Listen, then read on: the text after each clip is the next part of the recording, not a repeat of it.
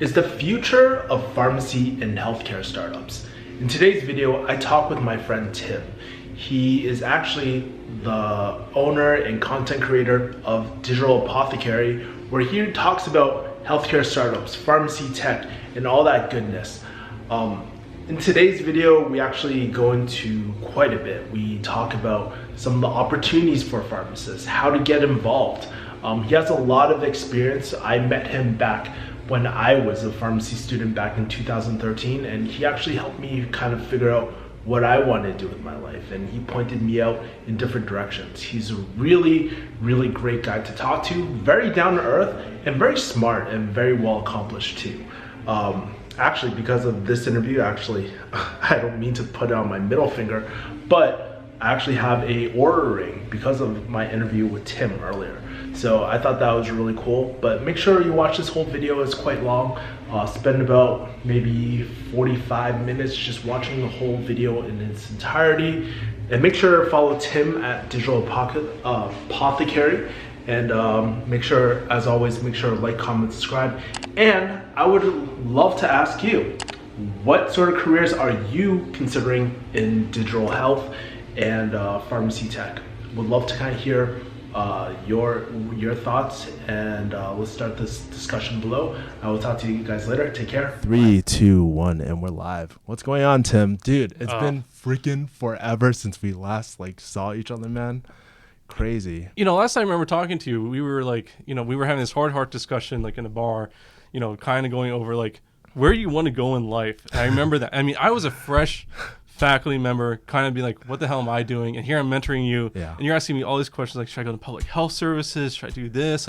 What is the thing I want to do with my life? And I've been following you for past years and just seeing how much you've grown. And I'm freaking proud of how much you've busted your ass and got everything out. Yeah, thanks, man. I really appreciate it. I mean, dude, during that time, I was just like for a lot of you guys that are watching this or listening to this, much like you guys, I was just very lost with my career. I was going on rotations at the time.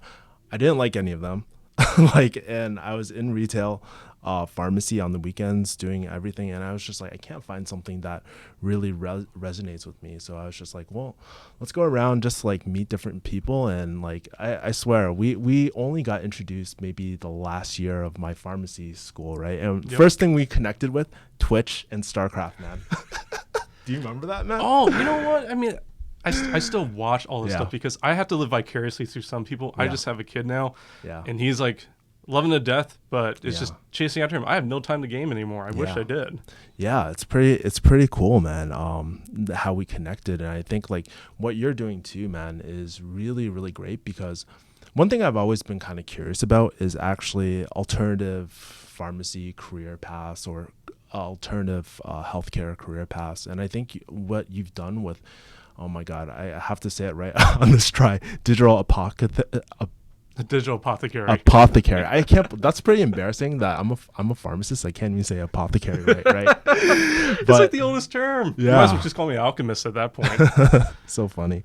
But yeah, man, I thought I've been actually following your work, especially this morning. I was like, wow, dude, you have such great, you curate such great content, on healthcare startups and all that. And I was like, dang, how'd you get started with all that? So I guess on this podcast, I would love to kind of dive into that story. How did you get into digital healthcare and all that sort of stuff? And tell me about your how you started up Digital Apothecary. Yes, got it right. Yes. Well, I mean, the bottom line is actually, even when we met back early on, I had been working with some small companies writing about different healthcare products. I mean, keep in mind, how long has the iPhone been on the market? It's been 2006. Yeah. So we're at 13 years post this device that you can now do almost everything on. I mean, you can get Uber, you can go on Tinder, you can go on all this other crap and basically run your life on it. So why can't we just assume that we can have health on here? Yeah. And that was a big thing for me. The question that always came up was, how would this impact healthcare and how would this impact pharmacists overall? Yeah. And I would say within this time frame, we've seen dramatic growth in terms of just the usability of different devices. Like almost everyone has a smartphone these days. The last stats I looked, like 80% of people in the United States have a smartphone. The only ones that don't are just the really elderly people. Wearables, because of the smartwatches, especially from Apple and everyone else, now wearables are about like almost 40 to 50% of the population now have these damn devices. Yeah. So, if you're out about like what can we predict, what can we look into? So like let me give you an example. Like, we'll go back with pharmacy. So we always struggle with people who can't sleep at night. Like what do? We just throw them Ambien, right? And then it's like, have good luck, have fun, you're gonna, and hopefully this will sleep. But why can't I look at like a wearable device you wear on your wrist that you go to bed at night and just say, do you really actually have trouble falling asleep? Or do you wake up in the middle of the night and sleep? Like this thing can detect that. There's apps out there. Apple's investing in it. So do I always need to throw a drug at you? Or can we actually better predict what type of sleep you have? And maybe we need to work on sleep hygiene. Maybe there's other non-alternative pharmacological interventions. Like, I'm a pharmacist. I teach pharmacy. But drugs aren't always the answer. But I do believe that we're in a good position that we could say, look, your health, and basically on this objective data we can collect, we can make better interventions for it, help you out. So it's like, this is one small example. And I think we could maybe even go more holistically into care with the use of technology. It's just trying to envision what is the future and such. And that's actually, for me, I call myself the Digital Apothecary, has been trying to be futuristic and trying to envision where is everything going, what is going to happen.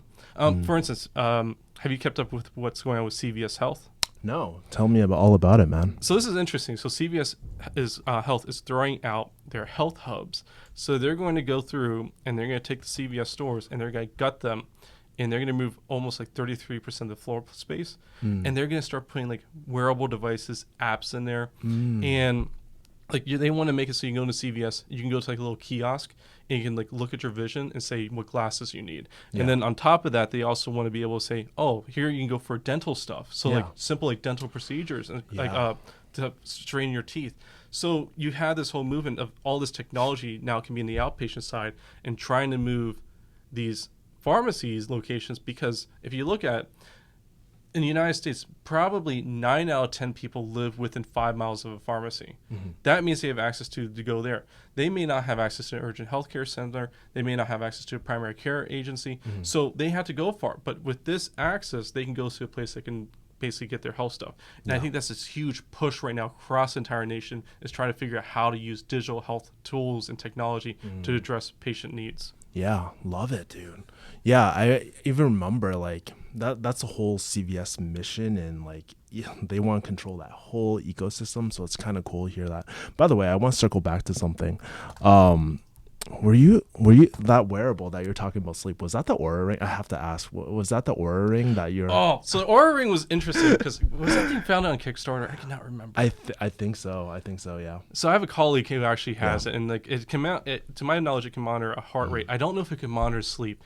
So there's different ways you can monitor sleep. There's one you can put on your bed, and as you roll on it, it will sense it. Another one, like the Apple Watch has sensors, and Fitbit has sensors, for instance. But the Aura Ring, I thought was a really cool idea. Yeah. Like, because, I mean, like this whole jewelry thing, you don't have to wear like this watch, it's just there.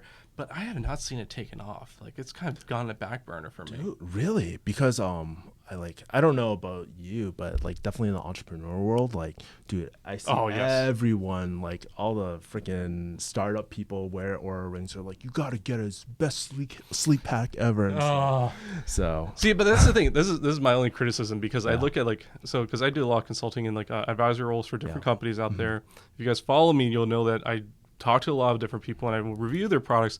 But the fact of the matter is, I always look at it like this: the startup scene is not representative of the overall healthcare scene. There are a lot of people who go into healthcare startups that have no knowledge of healthcare themselves. There's been times where they will make a product or service that has no applicability. They think it makes sense on paper, it looks cool, it looks hot, it looks sexy, they know they'll get investors for it, but at the end of the day, it has no niche that it can go into, and I think that's a big limitation. So like I can understand like the whole, like here's a good example. Like when I was out in San Francisco a month back, that was my first time I saw one of the damn scooters flying around. Yeah, the pay as you go. Like, oh my God. I was like, oh, there's one. It's green. And the guy doesn't have any safety gear on and everything. I'm just like, he's zipping along. I was like, what the heck is going on here? Yeah. But, you know, that's not something you see the rest of the world. Yeah. And so it's very, it's always my caveat is there's a certain scene who follows all this stuff in way in advance, but before it falls into general society and general public, it takes a long time. Yeah. Where do you think the current state of like digital wearables or digital like innovations within healthcare lies right now? Do you feel like we're behind? Do you feel like we're kind of up to date, or do you feel like we could be doing a lot more right now? I always feel we can do a lot more. The thing is, healthcare is we are so safe. Yeah. We always practice in terms to limit liability in ourselves, and we will always be behind. I think healthcare as a whole will always be 5 years behind. I think pharmacy as a whole will even be further behind because we're very slow to adopt to technology. I think it's because a lot of pharmacists are type A. Yeah. I think it's also because we tend to be very, very safe in terms of what we do, so we're not as adventurous. And that is one reason I'm trying to push pharmacists to be more adventurous, to go out there, to learn and do more, because I think we can, but we have to exit that shell. Yeah. Now, in terms of like you asking, you know, how like these wearable devices, I think like Apple is very interesting to follow, and there's some new patents coming out that are very interesting to look at. So like, the Apple Watch Series 4 now can actually detect EKGs. Yeah. So you can tell if you have atrial fibrillation. Dude, you can find out about AFib through a wearable. Yeah. So like, so you know, crazy. So like, you know, a normal heart rate is like this, right? And then AFib starts going all over, and then that increases your risk to basically have coagulation occur, and then you can have a stroke from a cardioembolic stroke. Yeah. And that's why then you have to take an anticoagulation like warfarin or anything else. Yeah. But, you know, Janssen or J&J actually is now teaming up with Apple because of that, because Janssen makes an anticoagulant, and they obviously want to be like, oh, well, if we can team up someone that can identify people who are having a risk of a stroke or AFib, that's a person that we can get them on this therapy quicker. Yeah. So, you know, from a public health standpoint, we aren't even anticipating or looking at these things, but these devices are entering our lives, and we're trying to figure out, okay, if we can collect this new novel data, how can we best address patient needs? Like, and I give it to them because I think that's really cool, because a lot of people that have AFib either get the symptoms first and then go to a hospital, or unfortunately they have a stroke. Yeah. So you start looking at people and you're like, well, if we can spot them earlier and get them on the treatment they need, hopefully we can prevent all these negative outcomes. And that's amazing to me. Yeah, I can tell like that you have such a, like when you speak, you know, sometimes when you speak to people, some people are like, yeah, this is my job, this is what I do. But when you talk about like digital healthcare and whatnot, like I can see the passion in your eyes, and you're getting me freaking excited about it because, you know, this is not a space that I regularly follow, but kind of tell me like your origin stories of how you initially got involved with it, or what piqued your interest about it, man. Oh, geez. So, From the like, beginning, man. I mean, you know, as a student, I love to goof off of technology. I mean, I swear, I could not afford the original iPhone when it came out. I thought I could get the iPod Touch. Do you remember that damn thing? Yeah, I had it in pharmacy school, man. So, like, they got all these little games, like, the early games. Like it was even, like, you know, was it Clash of Clans and stuff like that? It was, like, tap here to, like, collect wheat and everything. And suddenly, like, half the class, we're all there in a classroom, like, tapping and things like, oh, grow. This is, like, Age of Farmville stuff. And, like, like, we thought that was fancy. But, you know, one day I was sitting in class and just listening to them talk about, well, you know, how do people find information? And we're going through all this stuff, and, like, you know what? All this information is at my fingertips now. I have to go to a computer, but I can actually look stuff up. This is amazing. So implications for us is, you know, instead of us carrying around these, you know, huge textbooks or everything else, now we can have it at the palm of our fingers. But how does that change it for patients? Yeah. And one of the things I wanted to ask a faculty member back then to make was, could we make an app that basically, if you have symptoms like a cough or cold or some simple pain like a headache, you can go into the pharmacy and just use the app to figure out the best OTC drug or over-the-counter drug for yourself to use. Yeah. And I got this all wishy-washy answers like, oh, you shouldn't do that. Yeah. You know, think about how that could like hurt some people, or, you know, this is just a fad. This is not going to take off. Yeah. And, you know, now we're, you know, 13 years out, and suddenly you have apps. And, like, I'll give you an example. Like, English National Health Service, they rolled out an app called, I think it's Babylon or something like that. And basically, you just put in your symptoms there, and it tells you what to do. It tells you, should you go to ER? Should you self-treat? We're getting to this point where we have chatbots that can basically influence our own health. Yeah. And health systems are actually gravitating and going towards them. Like, who would have ever thought that? But that's what it is. That's crazy. Yeah, dude. I like no it's really so exciting because you see these innovative technology. That's why one of the reasons why I went into like digital marketing and stuff, because you Yes. see all these like emerging technologies and I get so excited about them. But when you're like kind of merging them, you're telling me how these kind of connect, man. Dude, it makes me super excited to see these technologies being implemented in our healthcare system, man. Well, imagine. So, we're Yeah. gonna get old one day. We're gonna retire, and hopefully, maybe not end Yeah. up in a nursing home, but maybe we do. Yeah. And Yeah. I can just imagine when I'm like 70 years old, I'm gonna be shooting the shit with another guy and being like, "Hey, you remember when GTA came out? And you used to like go after the cops and everything? And like, do you remember all it? By that time, we like have VR and everything. We Yeah. just live in it.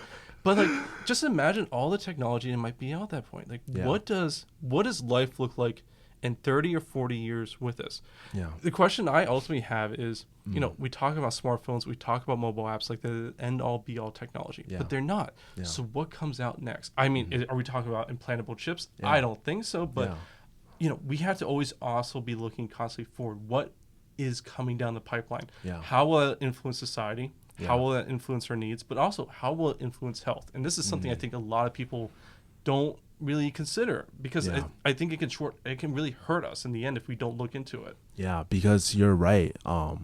Technology and health and it's kind of blending in with the whole culture aspect too, if you see it, right? And it's so important to have those kind of considerations and stuff. And as you're talking, I'm just thinking about like, dude, where will we be like in 50 years, man, from now? And it's kind of crazy. Kind of curious, man, what's your process of finding out all these new startups, bro? So at this point, I get a lot of people who will email me stuff, and that's usually one of my big things is they want me to write about their product or review their product. Yeah. And I don't mind doing that. So that's one avenue. The other one is I just read a lot. So I read a lot of peer-reviewed literature coming up. But the other thing is there's a lot of different little blogs or different news sites that look at the stuff. So like Moby Health News is one good resource, I would say, but Fierce HIT, there's Modern Healthcare, there's a bunch of other people that are covering this stuff. The only criticism I have is there's not a lot of people that are healthcare professionals talking about it. A lot of them are either just journalists or basically people who don't have a healthcare background. And so they are useful because they'll highlight a company, and then what I'll do is I'll go read it. And it's interesting because you'll hear like these journalists be like, oh, hyped up about this product, and then they'll do this like, oh, they have a study out that says they can do this. But then I go pull up the study. It's not actually a peer-reviewed study. It's not even published. It's just their own internal data. And then I'm just like, well, let me just take a step back here. Like, do we really actually have data to support this stuff that people are claiming now? And this is where I think I have an interesting kind of niche in how I look at things. As I always compare what is the clinical evidence and to support its clinical use. A lot of people will be like, oh, it's a new product, let's just use it. But a lot of people may not actually understand the deeper fine-tuned levels of what actually is clinically meaningful. Yeah, that's where like, yeah, because you're right. There is a disconnect between like the tech people and the healthcare professionals, and you're both, bro. Like that's the thing. No, I appreciate that. That makes me feel better. I mean, Yeah. it's been quite fascinating for me because I've been in this space for almost a decade now. And early on, a lot of people were like, oh man, it's like this is just something that's going to go by and pass away. And it's probably only in the past few years that I've suddenly got a huge uptake of a lot of interest. And then people will be like, oh, I'm in digital health and such. And they're like, oh, I've been in for the past few years, 5 years. They're like, how long have you been in it? I'm like, I've been watching space since it was called mobile health, or M-health was the old term. Now it's only digital health recently. Like I've been in this for a long time, and now it's like seeing all these people just pouring. It's kind of cool. It's like you've been sitting in like this, but it's in some ways it's like you found this great lake and you want to share it with everyone else. You're sitting out there just chilling and everything, and all of a sudden all these people show up and like they're crowding the space, and you're just like, holy crap, where's all my sun? It was relaxing, and now it's crowded. But like, it's good conversations, more parties. Yeah, it's good. Love it. Kind of like since the last time we talked, and now, so it was 2013 when we last talked, and now it's 2019. Kind of tell me some like cool projects that have happened over these like last 6 years, because I definitely have not been following this space at all. Oh, there's been so many shakeups. Okay, so one is Netflix. Netflix. Have you heard of Bad Blood? No, I haven't. Okay, so there's this company called Theranos. Oh, I heard about it. Yes, yeah. right. You're talking about it. Oh, yeah, because I was watching your video this morning, right? Yeah. So like this is a good example of tech going tech and not looking at the evidence. So you basically had this company is saying we can take a drop of your blood and we can do all kind of testing, lipid testing, LFTs, a basic metabolic panel, and the science wasn't there. They had the U.S. military looking into us. Walgreens invested a lot. Safeway invested a lot. Like Walgreens was actually going to have these labs in there so that you could test it. And just imagine from a pharmacist, we always complain the lack of like levels of like data. Yeah, like, data. Like I can't get your A1C, I can't get your basic metabolic panel, I don't know your renal function. Yeah. So this was cool because this would empower us to do MTM or other things. Yeah. But no, finds out the data is all false. Doesn't work. Millions, billions lost, and like everyone's been reeling from this. So this is like the Theranos study. I mean, if you guys want to read the book, it's called Bad Blood. Netflix, I think, has a great video out on it. My equivalent would be like the Fire Festival. Oh my God! So it's like the Fire Festival, except for healthcare startups. Yeah, it's like everyone was going big on it, and then you show up and it actually doesn't work. But okay, so that's one. And the reason I use that example is I think people have calmed down a little, but there's still lots of money going in. Yeah. One thing that's close for pharmacy is the rise of these direct-to-consumer prescribing companies. So Hims, Roman, you see those ads on the sports channels? Like you have ED, just go on your app, enter in. But then it's like NuRx, and there's a few other companies that do like birth control. And basically, again, it's like this whole like on-demand delivery system. Like you can now go on a health on an app and you can talk to someone. You can basically put in some health information, and the next day has something mailed to you. Yeah. And so it's been amazing in terms of how that goes. But then even that actually hits pharmacy kind of close to home. We still can't really prescribe all over. Yes, the West Coast got oral birth control and a few other things. Idaho's going a little further, or Iowa, I should say. Yeah. But like, we haven't really been prescribing that big, and like pharmacy still wants to do like this whole prescription level, but these other companies are way ahead of us now. They're gonna capture the market. Yeah. And this is an example I go with is like you have to watch where technology develops because it will influence your level of care, which you can provide. And if you don't watch it, and if you just say, oh, it's nothing or shouldn't be worried about, you turn into another like thing like pill pack. Yeah. That came out of left field for a lot of people. Yeah. And now Amazon's in the pharmacy business. A lot of people are freaked out and they're trying to play catch up. And the reality is again, like you have to watch where the market, what is consumer desire? I hate to say patients for consumers, but there is some consumerism there. Yeah. And we want ease of access and ease of use. Yeah. Yeah. I guess like I want to circle back to something that you said earlier. You're talking, what did you call it? Direct to consumer. So DTC basically. Oh, DTC. So that's when basically it's the full A to Z. They kind of ask for a consult and then they get the medications directly shipped to them, things like Hims and stuff. Yeah, they've been reaching, they're solid on their marketing, by the way. Oh my God, I love, like you look at their website, it's just a cactus right there. Yeah. I was like, they're going for their whole like weird minimalistic fun kind of thing. Yeah.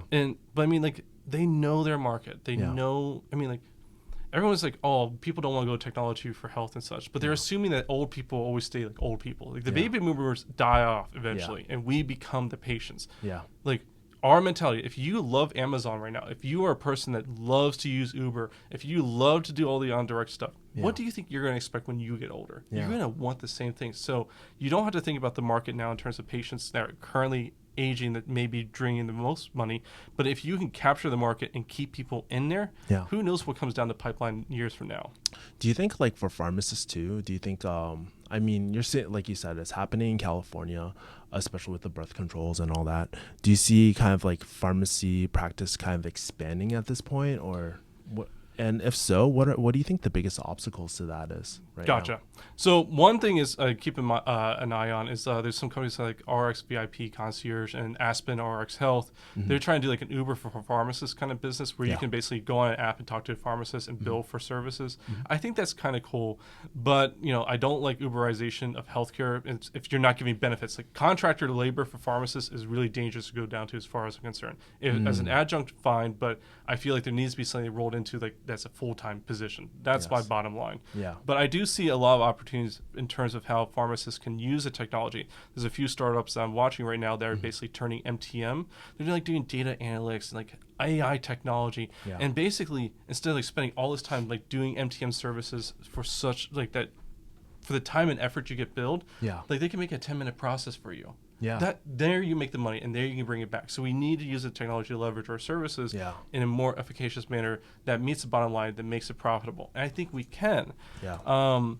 The biggest issue though is recognizing who do we partner up with. And I honestly think it's, we need to be calling on more organizations. Like we need like APHA, ASHP, JCPP, like all these other things to recognize the digital health and technology is not going away. Yeah. And how do we use it? And how do we bring it into our profession? Yeah, I think the main benefits for having technology as well, like everything that you just explained, I think scalability wise, like technology helps us get paid in a scalable way, because the current business models are definitely not scalable. Spending that much time in front of a patient, just impacting one patient at that current moment, not sustainable for MTM. Yes, there are some MTM companies that are out there that are kind of sustainable, but we can run these companies a lot leaner if we have technology by our side. From patient point of view too, what I think is really cool is that, we get more data and more accessible data, more accurate data, right? If we can monitor somebody's blood pressure like throughout the day and stuff, we have more data, so we can make better decisions as healthcare professionals as well, right? And share that as well. Kind of curious, man. I have to ask this because, right now, during this time, the whole Bitcoin thing is going up right now. How do you see do you think blockchain is a real thing in healthcare? Because there's been a lot of talks about it, a lot of rumors. I don't know if it's like a real thing, but I would love to kind of hear your thoughts about it. Okay, this thing has been going on for a long time. Now, for those that are listening, if you want to follow someone who's much more knowledgeable and is very into it, I recommend the work of Kevin Clausen at Lipscomb University and Brent Fox. Those two guys are pharmacists who are really looking into this. Yeah. Kevin Clausen is well recognized for this. And the one thing is what they're arguing that can happen is it's the data. Like, go back to it. Like, think about like when we do drug recalls. Yeah. Like if you can have on a blockchain like medications that start to finish, then you actually know what happens with the lots, all this data, keep everything safe. Yeah. So there's applications there for medication safety, but in terms of healthcare data, there is a lot of talk. Yeah. It is a lot of talk, but I've been watching. Pharma is actually getting into it. They're very curious about how to use it. I think the biggest problem, though, is no one really knows, like, what's the best bang for the buck? Like, where's the biggest investment that we can see the best improvement with? When Bitcoin blew out like $19,000 and then crashed back down, I was like thinking to myself, I should have bought, and I didn't. And now I'm kicking myself again. So, But it happens. Yeah, it's kind of cool because during that, because I was pretty in cryptocurrency as well during that time, and I actually still am. I'm still an avid investor, but I saw all these cool projects happening. Yeah. Like everybody was doing their ICO, initial coin offerings, right? Which is analogous to IPOs for stocks and whatnot. But I was like, dude, there are a lot of cool projects, but I don't know if any of these are actually going to last at the end of the day. And what you're saying about the ICOs is actually correct. There's probably, there was at one time I was watching like 20 different coins that were going out for healthcare stuff, but they were all competing against each other. Yeah. And that made us, then that's what I think, when you have so many different versions and the fragmentation of a system, like what do you think it does for a payer? Yeah. Or like, an insurance company or for pharmaceutical companies, they all want something that's very lean. Like EHRs, you can't have a fragmentation system too much. Otherwise, it just doesn't make communication very easy. And that's, I think, is what actually, for healthcare side, what's been killing it, is because there's so many different competition. It's actually not really favorable for patients at the end of the day. Yeah, because also, from a marketing standpoint, if you have so many different options out there, it makes... we go through analysis paralysis, right? It doesn't make the offer as clear what you actually get, and that communication is really hard to even go down to the consumer level as well. But awesome. I'm kind of curious, man. What do you think the major opportunities going forward in digital health are for pharmacists right now? Number one for me is, I would say, adherence. Yeah. So, okay. So I'm gonna. If you're watching, you can see this, but we take a ubiquitous pill bottle, right? Yeah. So, Kevin, you are now sick. You have to take this twice a day. Yeah. Good luck. Have fun. Yeah. That's basically what we do, right? Yeah. Like I could give you constantly, take it with water, take it with this, but I'm not going to monitor you. Yeah. Your doctor's not going to monitor you. They're going to watch, if this was your hypertension, did your blood pressure go up or down? Yeah. And let's suppose you took it 50% of the time. You go back to the doctor's office, and they're like, okay, your blood pressure's still up. Yeah. Did you take your medications? Maybe you did. Maybe you didn't. Yeah. I don't know. So we're just going to add on more therapy. Yeah. So let's just kick it up a notch. Let's go with the Internet of Things and Bluetooth connect. IoT. Yes, exactly. So let's put a smart pill bottle out there so that every time you open a damn thing, it says you took your medication. And now let's collect that data. Like you said earlier, now we have this data saying someone opened a pill bottle. I can infer then that someone probably removed a medication and that they're taking it. But let's go further down this rabbit hole. There's one company, there's two companies that are making it, but one company I really like following is Proteus Digital Health. You basically wear a patch above your left abdomen where your stomach is. And when you swallow a pill, it dissolves in your stomach, and the patch detects that pill was dissolved. No freaking way. That's freaking cool, dude. So now I can tell if you're actually swallowing your medication. And the first digital smart pills on the market is called Abilify MySight, and it's from Otsuka. And basically it's meant for major depressive disorder, bipolar disorder, and for schizophrenia. And so basically, but I mean, it can be applied for anything else. So the big focus is oral oncology, because you really want them to be in that pharmacokinetic profile that they're taking the drugs. You want this for psychiatric disorders and also for infectious diseases. Like one that's going on is Gilead's Truvada, which is used for PrEP, pre-exposure. So, if you have a partner or anything else, do you want to know that they're taking their medication? You can just look at the app, because you can share the data and be like, oh, they swallowed their pill today. And also for the insurers, and like hepatitis drugs are so expensive. The specialty market is so expensive.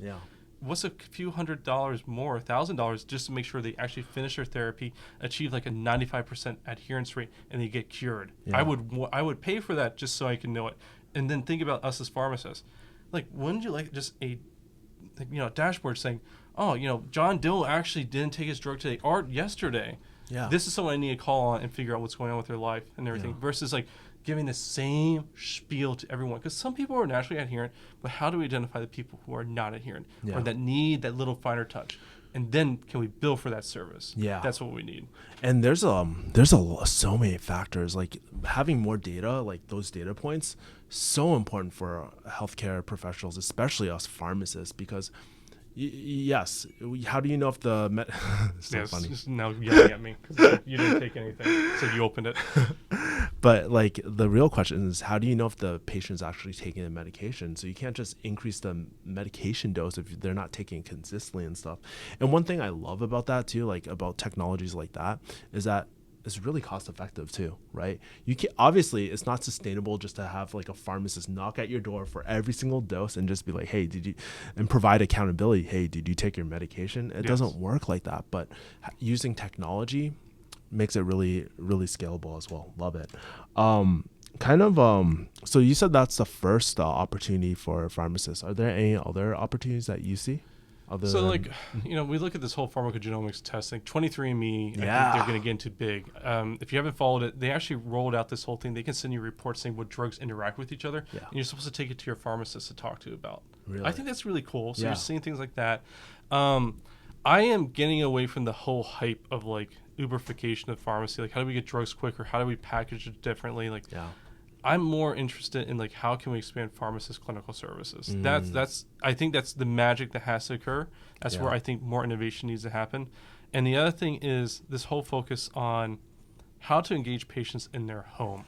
Like we're so focused being in a clinic, even at the pharmacy and such, but how do I, engage with people to do healthy behaviors within their home setting? Like, can I just like give you a quiz on your iPhone that you basically say, hey, go over this. Do you know what your drugs are? Do you know what interactions? Great. And then, can I give you a reward for that? Or being like, did you do healthy behaviors? Did you walk today? Did you do this? What did you eat? How do we make these behavioral changes? And having a pharmacist as a coach, I could see pharmacists being a digital health coach at the end of the day that could help be a place where people can buy products, teach them what to do, and monitor them, help them out. I think that is like the magic mix that needs to occur. It's just a matter of us as a profession stepping up and seizing that at that time.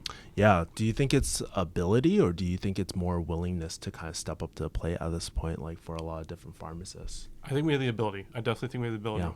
I think willingness is taking that leap to do such a thing, and also at the end of the day, who's going to pay you to do it? Payers, That's going to be that's the thing that we're missing. This is where we need either people to lobby for us to have expanded stuff like that, or at least find ways for us to have these ability to bill for certain claims under CMS to get paid for it.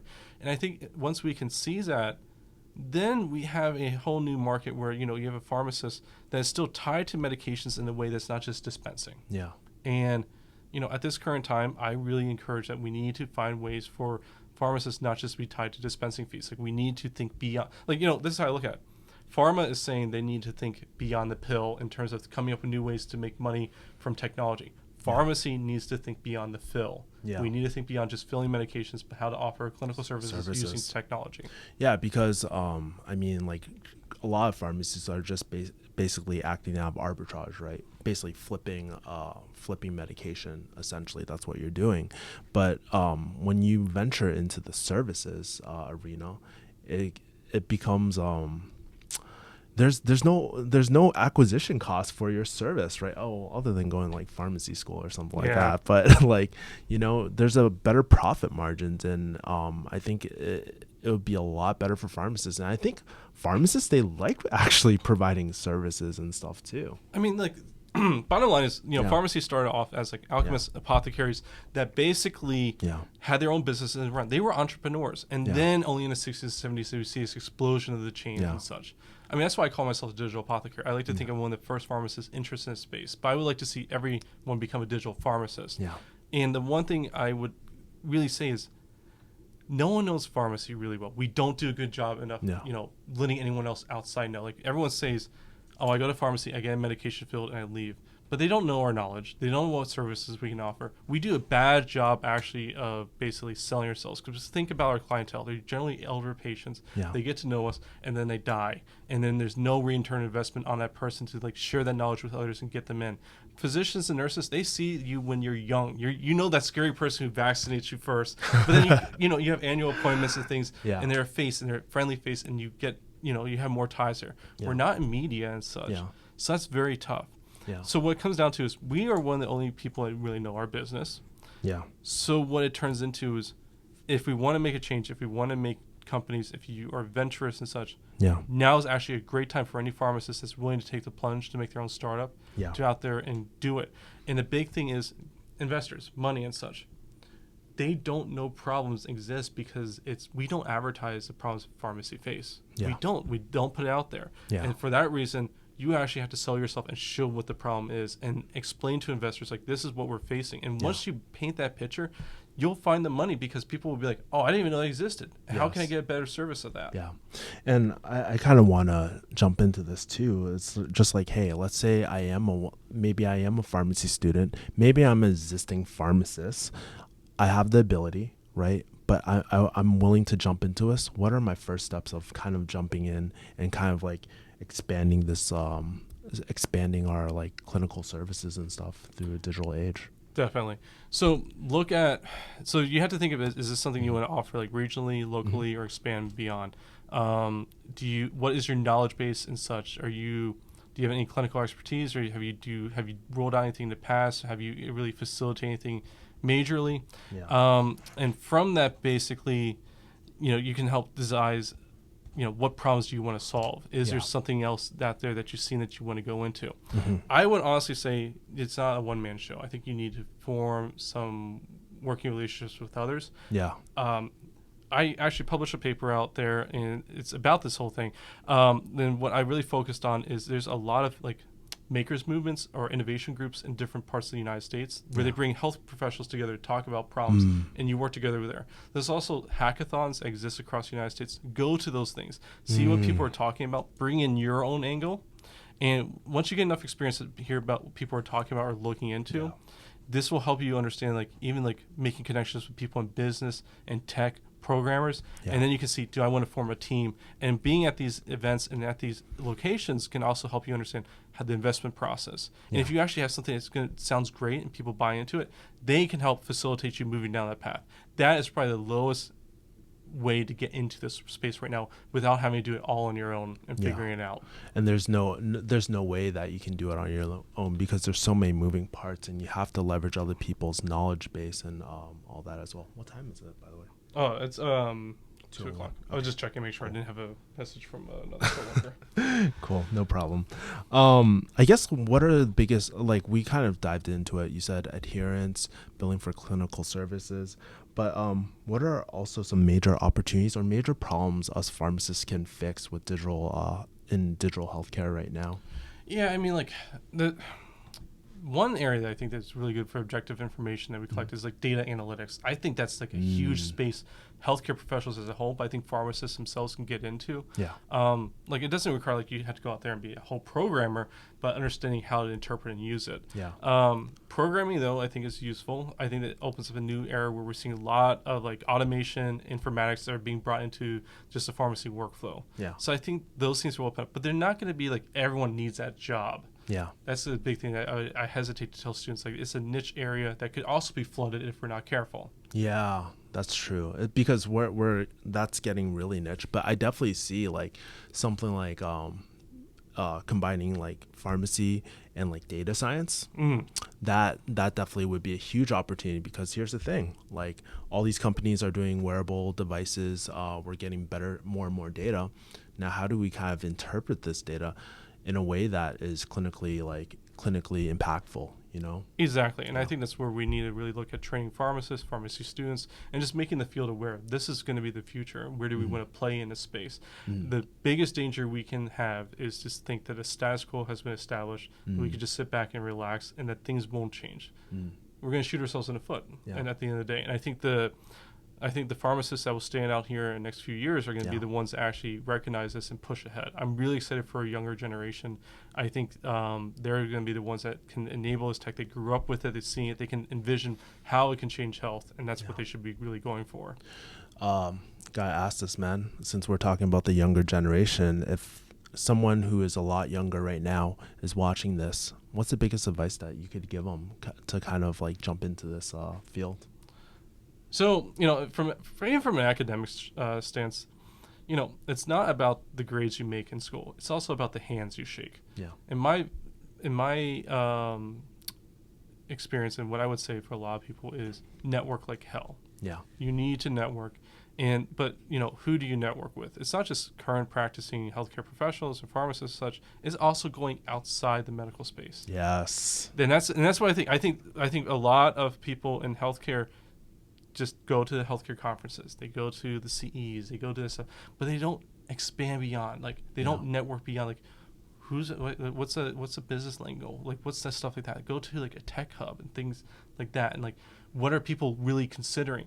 I think that is something that can make you shine. You can still be a pharmacist, but you can also be able to do all these other things. And I think that's what people in healthcare really. This is where their minds snap. They're like, well, why can't I do both? I can only do one. And I think that is the fragmentation that occurs. Yeah. Like you can be a creator and a pharmacist. You can do all this stuff and be a pharmacist. It doesn't have to be just one or the other. Yeah. It's not, what's the term? Mutually exclusive? Yes, yeah, exactly. Yeah. Love it. Cool, man. I think we're coming near the end of that, but is there any last things that you kind of want to share? Any shameless plugs? Any last comments? I appreciate all this. I mean, like the one thing is I'm starting a YouTube series. I'll see where it goes, but basically I'm trying to put together demos of different digital health products out there. If you find this stuff fascinating, what I do on my website is I write about different companies, what I think are things coming down the pipeline to watch out for. But also if you want to see just things if you like hearing me rant like this, just come and watch me, and I put all this stuff together. Yeah. And it might be useful information for you if you want to get into a space and just see what is the starting point. Dude, I could see, like, just to step back for a second, I think you would do really, really well if you created your own like podcast or a long form type of content. Even like expanding on what, like, dude, everything that you're doing on YouTube right now is so exciting. I was like listening to, like, I was like back to back to back. I appreciate in the car, it. I really appreciate it. But it was like, it's really good stuff, because it kind of, I think sometimes, like, especially for retail pharmacists or community pharmacists, the part that kills us the most is realizing that is when we lose that sense of passion or that sense of more impact, I would say, right? Yes. And knowing that, like, remembering that we have all this knowledge, and we have a lot of pharmacists are pretty well off as well, right? We can make it, we still have the chance to make an impact. And that's something that when I listen to your content, your videos, and even when I go on your website and stuff, that's something I get again. And it's really, really exciting. Oh, I appreciate it. I mean, like a lot of people I talk about in companies, like these could also be alternative employees for pharmacists is how I look at it. Yeah. Maybe you can find a company that resonates with you as well if you want to make a jump. That might be something that's good. Yeah. Love it, bud. Hey, so make sure to, you have an email list? Do you have an email list? No, I got one together. No, I know. I need to get a MailChimp to get that thing going. He's gonna have, by the end of this video, he's actually gonna have his MailChimp. So go sign up for his email list, subscribe to his YouTube, and maybe I'll have you on next time, man. Thank you. I appreciate it. Thanks, man.